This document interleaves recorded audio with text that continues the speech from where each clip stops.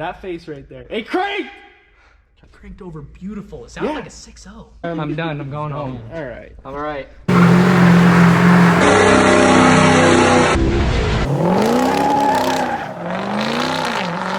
Hey, sorry, kiddo, but I'm calling 911.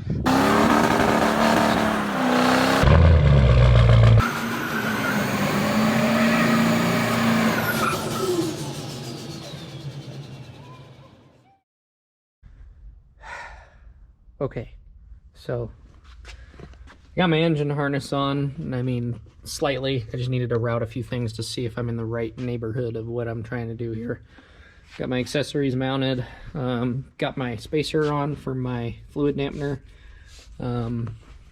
Just tinkering away. Pulled a whole bunch of excess wiring out of the truck that was from all the accessories from years ago and from now, you know, from the rock lights and stuff like that that I installed. But yeah, making progress, a lot of progress today actually, thanks to Ryan. I don't think I even would have showed up today. So yeah, we're getting there. Had to take the turbo out. I gotta get some turbo pedestal bolts and then go from there.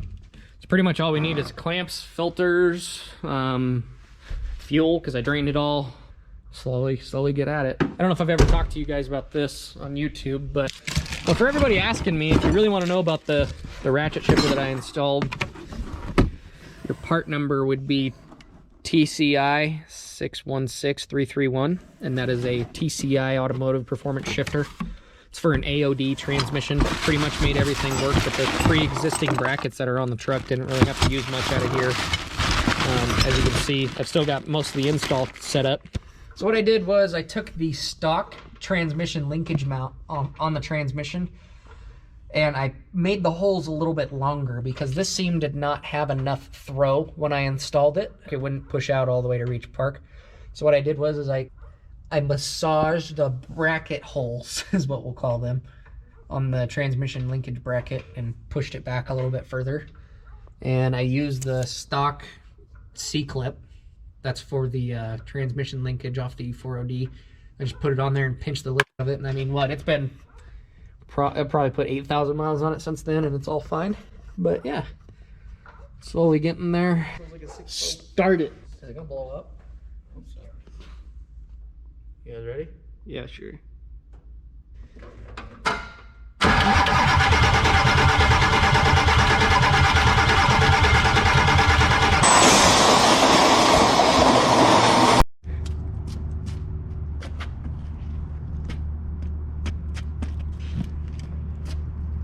All right, Ryan, what do we have here? I don't know what year it is, but it's a Duramax. Yeah. And it's a bed. It's a bed. It's a bed. King size bed.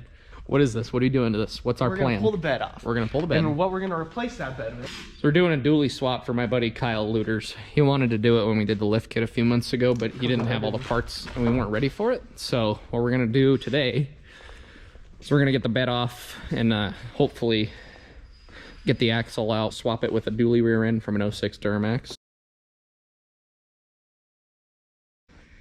Kyle's got a good looking truck. He's taking really good care of it.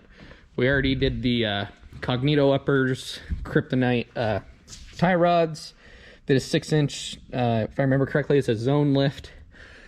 So we got the bed off. Pretty easy task. A couple of clamps, some synthetic rope. We got it out.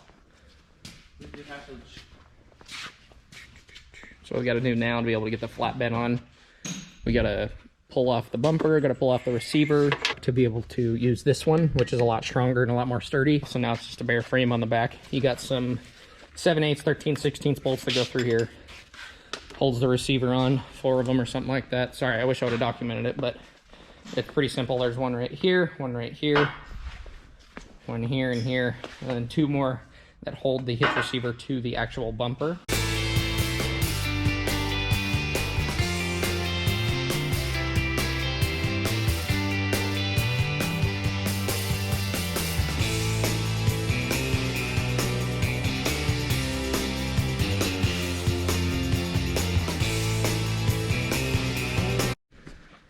Okay, so disconnected the brake hard line from the frame.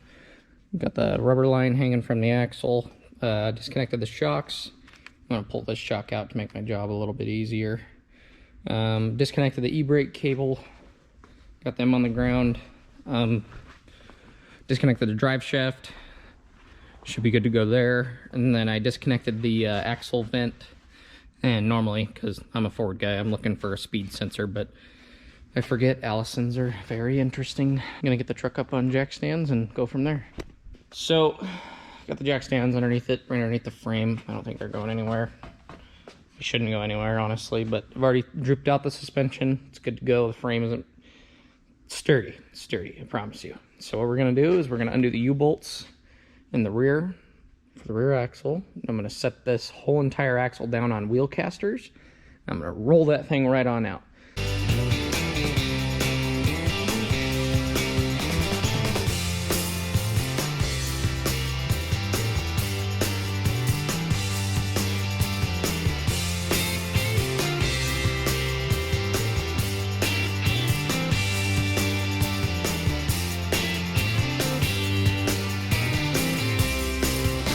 Got it out safely.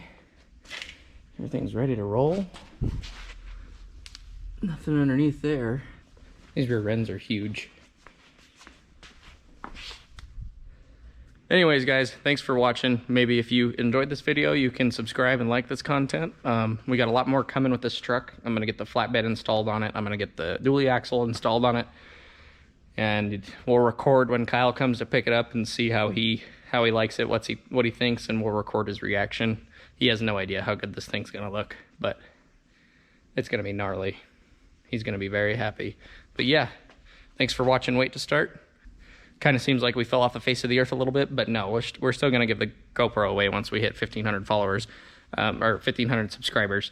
All you need to do to enter is you need to screenshot our YouTube page to prove that you're subscribed. Post it to your story or post it to your Instagram page, and then tag Wait to Start on Instagram, and then I'll message you on Wait to Start, and I'll add you to the list. I think we're up to, I think it's like 125 people entered to win this GoPro. So yeah, appreciate it, guys. Catch you next time.